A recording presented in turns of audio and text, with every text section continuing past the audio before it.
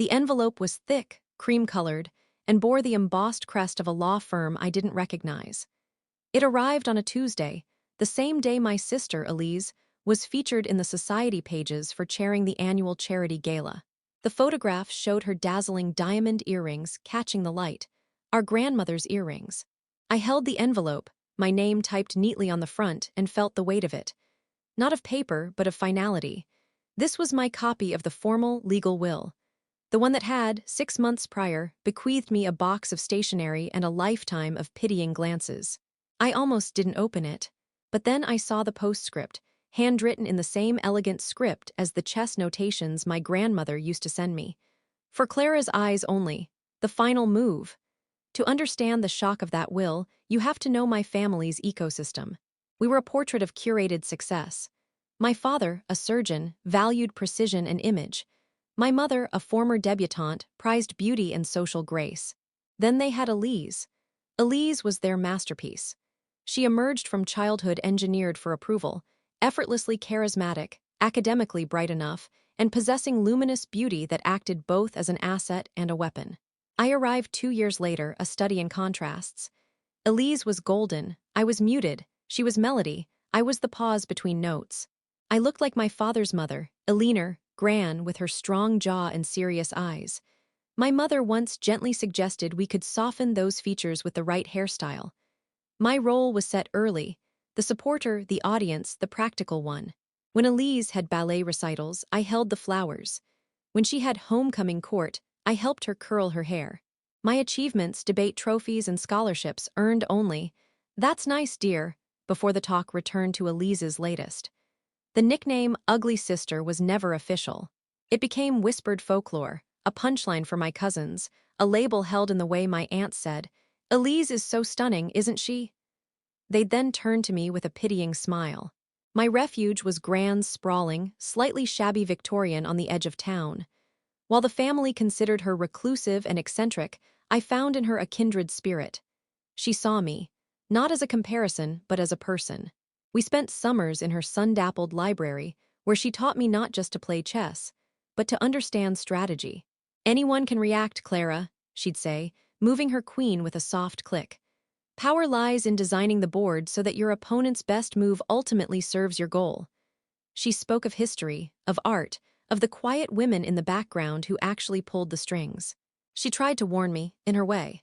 "Your parents and Elise," she sighed once, watching them from her window as they fussed over a new car in the driveway.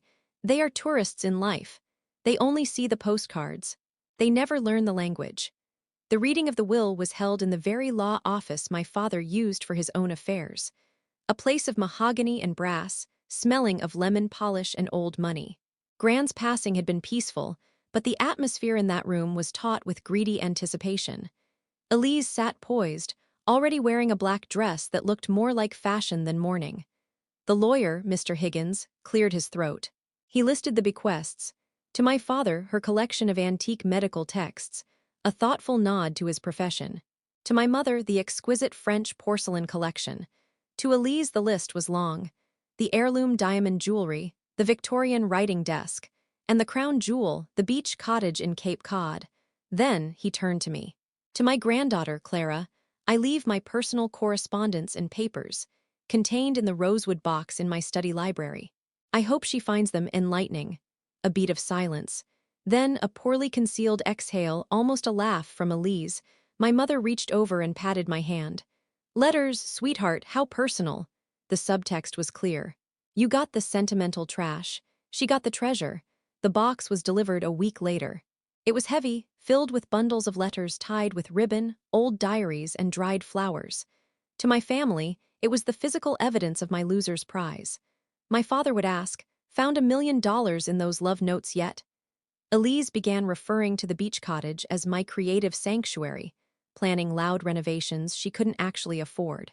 But the first true betrayal came 2 months after the funeral. A family dinner. Elise was describing her plans to open up the walls of the cottage. My father nodded approvingly. Then casually, as if mentioning the weather, he said, "To fund the vision, we're going to sell the diamond necklace and earpieces.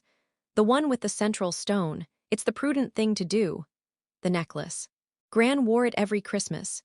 She told me it was gifted to her by my grandfather on the day my father was born. It wasn't just jewelry, it was a relic. You can't sell that, I said, my voice small in the quiet room. It's not sentimental for us, Clara, my mother said gently. And Elise needs the capital. The cottage is her future. But it's Gran's history, I insisted. Elise gave me a smile that didn't reach her eyes. Oh, don't be so dramatic, Clara. You have her letters. Isn't that the real history? That's when I understood. They weren't just sidelining me. They were erasing Gran, piece by piece, converting her legacy into cash for Elise's aesthetic. Hurt, I retreated to the rosewood box. I wasn't looking for a secret. I was looking for comfort. I began reading the letters chronologically. They were written to a woman named Abigail, Gran's closest friend from college, who had become a professor of literature. The early letters were lively, filled with tales of travel and art. Then came the letters about my father's birth. The joy was tinged with something else. Charles is a beautiful baby, Gran wrote. But already I see a coldness in his eyes. He only quietens when something shines. The letters charted her growing disillusionment. Her son's marriage to my mother, a woman she called a social calculator in a couture dress. The birth of Elise. The child is like a mirror, she wrote. She reflects exactly what they want to see. They dote on her reflection, not the child within. And then my birth. The writing changed. The ink sometimes smudged as if from tears. They have named her Clara, a clear, bright name, but they do not see her light. They see only that she looks like me. They punish her for my face, for my quiet nature. It is my greatest regret. My hands trembled as I held the page. For the first time, someone had borne witness. Someone had seen the injustice not as my failure, but as theirs. Armed with this painful validation, I tried to reason with them. I brought one of the milder letters to my father, pointing to Gran's words about the necklace's significance. He glanced at it, his face hardening. My mother was a romantic, he said, handing the letter back as if it were soiled. And prone to melodrama in her later years. That necklace is an asset. We are liquidating it. As co-beneficiaries of the estate, your signature is required to sell any major asset. The papers will be drawn up. I expect you to be a team player, Clara. It was an order, not a request. The formal documents arrived. My refusal was met with a coordinated campaign. My mother cried about stifling Elise's potential. Elise accused me of jealous pettiness.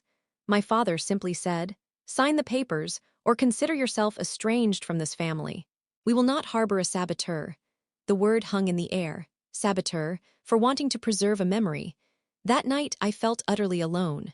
I had the truth, but truth, it seemed, held no power in my family's world of appearances. I was about to lose them all. And in that moment of despair, I remembered Gran's chess lessons. When you are cornered, Clara, do not look at the pieces bearing down on you. Look at the empty squares. Look at the board they are ignoring. The empty square, the box. I had been reading the letters for their content, but not their form. I spread them out on my floor, and I saw it. The later letters, those written in the last 5 years of her life, were different. The paragraphs were shorter. The sentences had a peculiar staccato rhythm, and in the margins tiny, almost imperceptible notations. Not words, numbers, dates. Chess notation, KT to QB3, P to K4.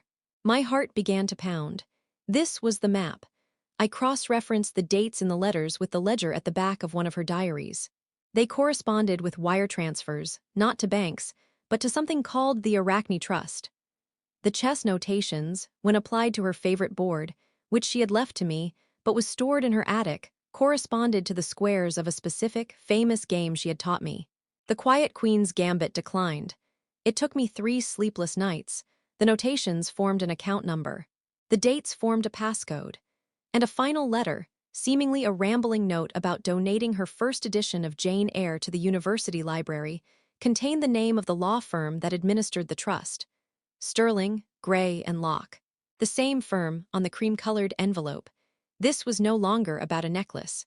This was a treasure hunt Gran had laid for the only one she believed would be patient enough, clever enough, and hurt enough to follow it. Walking into the offices of Sterling, Gray, and Locke was like stepping into a different century. It was quieter, more imposing than my father's lawyer's office. I gave my name to the receptionist. Moments later, an elderly man with sharp blue eyes and a meticulously tailored suit emerged. "Miss Aliner's Clara," he said, not as a question, but as a statement of fact. "I am Alistair Gray. We have been expecting you." For years. In his office, he laid it out. Gran, disillusioned with her son, had begun diverting the majority of her wealth nearly 2 decades ago. The stocks, the bonds, the proceeds from the secret sale of a priceless painting, all had been funneled into the Arachne Trust. Arachne, the weaver, the creator of intricate, inescapable webs. The assets bequeathed in the public will were a decoy, Mr. Gray explained calmly. A test, in a way, to see if the vultures would pick at the carcass. They did, rather predictably. The trust matures and transfers wholly to its sole beneficiary upon verified receipt of the coded key, which you have just provided. He slid a single sheet of paper across the desk. It listed the total value. I stopped breathing. It wasn't wealth, it was sovereignty, enough to last 10 lifetimes. "Your grandmother's instructions were explicit," Mr. Gray continued. "You are to be informed that this is not a weapon for vengeance, but a tool for freedom. She believed you were the only one who understood that distinction." My first call was not to my family. It was to a forensic accountant and a separate, ruthless litigator named Miss Thorne. I gave them one instruction: legally lock down every single asset from the public will, the jewelry, the desk, the cottage, from being sold, transferred, or leveraged. Execute Gran's secondary, private codicil that granted me executorship due to proven avarice of the other beneficiaries. The papers hit like a silent bomb. My father's call was all sputtering fury. "What is this legal blockade? What are you playing at, Clara?" I invited them to meet at the offices of Sterling, Gray, and Locke, not my father's familiar territory. Mine. They arrived as a united front, father, mother, Elise. Dressed for war, faces etched in outrage. They were led not into a conference room, but into Mr. Gray's personal library. I was already there, seated quietly. "Explain this insanity," my father demanded, waving the legal injunction. Mr. Gray did not sit. He stood by the fireplace, a calm pillar of strength. "Your mother, Aliner, was of sound and brilliant mind. She foresaw the disposition of her visible estate. Her secondary will appoints Clara as the sole executor, with power to preserve the assets in perpetuity, based on the attempted liquidation of heirlooms." "That's absurd. We are her children," my mother cried. "You were her beneficiaries," Mr. Gray corrected softly, "and you have received your benefits." The rest of Aliner's legacy was placed elsewhere. Elise, sensing a shift in the wind, aimed her charm at me. "Clara, this is a misunderstanding. We're family. Let's go home and talk about this." I looked at her, and for the first time I felt no sting, only a profound clarity. "There's nothing to talk about, Elise. The necklace won't be sold. The cottage won't be renovated. They will remain as Gran left them. You'll get the use of them, but you won't own their fate. Not anymore." My father's eyes narrowed. "What legacy elsewhere?" I nodded to Mr. Gray. He didn't reveal the sum. He simply said, "The entirety of Aliner's liquid wealth and investment portfolio was transferred into a private trust. It became irrevocably vested in its sole beneficiary as of 10 a.m. this morning. That beneficiary is Clara." The silence was seismic. I watched the understanding crash over them, wave after wave.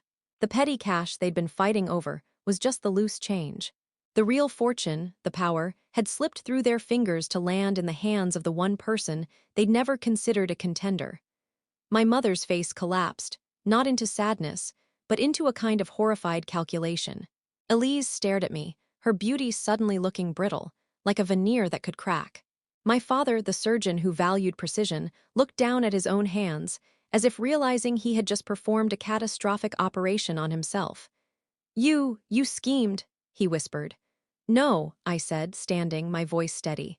"I simply read my letters, the ones you all found so worthless. Gran's final move was to protect me from you. And it was checkmate years before you even knew you were playing." I didn't gloat. I didn't cut them off financially from their lives. That would have meant staying enmeshed, playing the distributor of wealth, the new source of their resentment. Instead, I paid off their mortgages in full. A single, clean transaction from the trust, with a document stating it was a final, lump sum gift. No strings and, more importantly, no future contact required. The beach cottage remains in Elise's name, but the legal covenants prevent its sale or alteration. It is a beautiful, frozen cage of her own aspirations. The jewelry sits in a vault, its sale permanently enjoined. They have the postcards, just as Gran said. I restored her Victorian house, my true inheritance. I live in her library, surrounded by her books and the rosewood box. The silence here is not lonely, it is rich. It is filled with her presence, with the truth she entrusted to me. They try, occasionally, polite emails, invitations to holidays, now that the dust has settled. I do not respond. My peace is my final and most valuable possession. I am no longer the ugly sister. I am the quiet weaver, living in the design my grandmother so lovingly created for me. They spent a lifetime seeing me as the background, the supporting character in Elise's story. Gran taught me that the most powerful stories are often written in the margins, by those who are patient enough to wait for the final page.